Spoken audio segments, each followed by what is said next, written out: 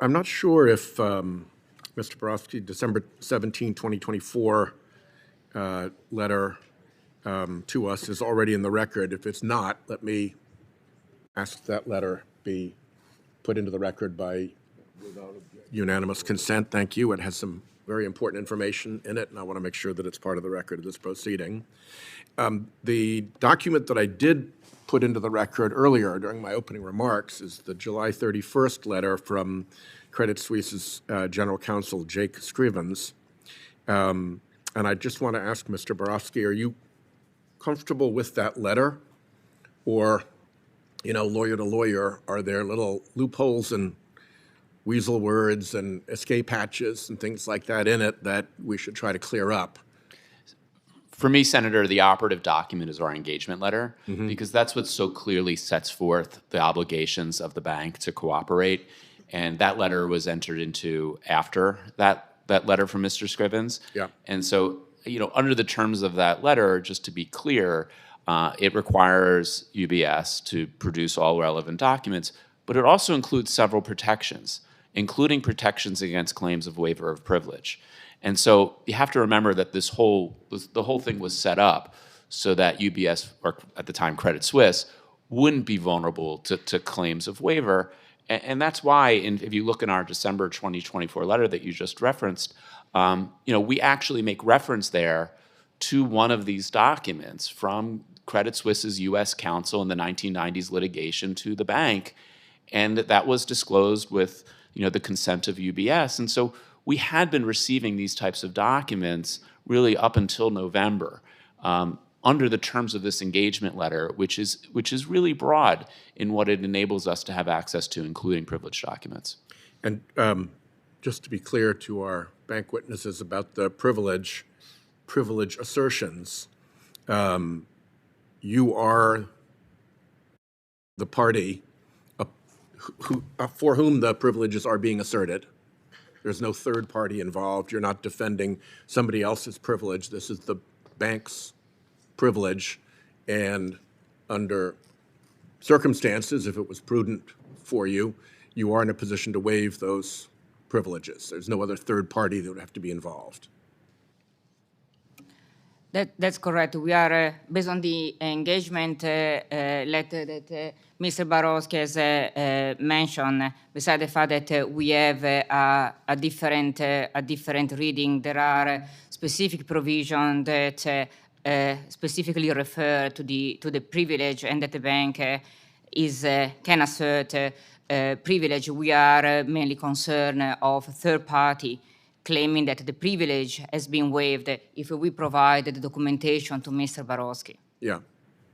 And, well, it seems to me that there's room here for an order from a court saying that because of these unusual circumstances, the documents can be shown to Mr. Borowski, who's under contract to the bank and is to a certain degree its agent in this respect, and perhaps also to the Wiesenthal Center without the privilege being waived generally. I know that's the common rules, that waived for one is waived for all, but there may be a workaround here. Anyway, good luck to you, because it seems like an unnecessary quarrel that is tainting both Mr. Borowski's ability to proceed and the reputation of the bank, which I think wants to be seen as cooperative and in good faith. So I'll just leave it at that. Back to you, Mr. Borowski. In your testimony, you discussed new findings related to Credit Suisse's role supporting the Nazi rat lines. Could you elaborate on what you found now that you've got 2.5 minutes? Sure, I would be happy to. So a lot of the work that we do is, as I mentioned before, is we find scraps of paper in the Credit Suisse archive, and then it's our role to fill out the context. And what we do that is we're very blessed to have on our team, as funded by UBS, which we have the greatest appreciation for, is a remarkable group of historians who are the world's leading experts in having studied the rat lines. And so what they've been able to do is we take the records that we've been able to find in the Credit Suisse archive. So that includes, for example, documents indicating that Credit Suisse was the landlord for something that was called the Argentine Immigration Office, which was the rat line that was run out of Bern, Switzerland, and also accounts that show that many of the key leaders, many of the key participants and several of the leaders of this rat line also had accounts at Credit Suisse during this relevant time.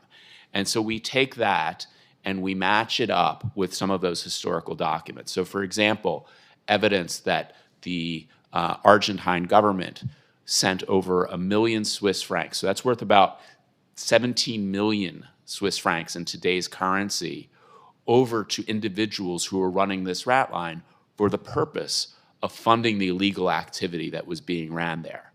And then we're able to tell from other archival documents how many of these key players in the rat line, what they were doing. And so there's information that shows that they had a bribery account, that they were bribing French officials, they were bribing Swiss officials. We have documents showing how these participants, these Argentines who were living in Bern, Switzerland, would work with individual Nazis, help them smuggle them across the border, intervene when they got arrested in order to spring them free so they could get to Argentina and to safety. Documents that show how this line wasn't just in Switzerland, but went all the way down to Italy, where they would get smuggled onto boats and shipped to Argentina. And the constant in this, again, is in order for this 1 million Swiss francs, which we think is an undercount of the total amount of money that the Argentine government sent over, and the ability to execute the rat line, there had to be banking relationships. There had to be a place to put the money, to withdraw the money.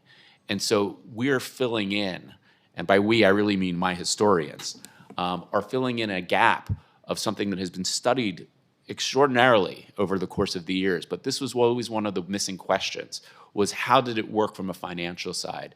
And so as we continue with this investigation, we're helping to answer one of history's unanswered questions about this massive smuggling operation. Godspeed.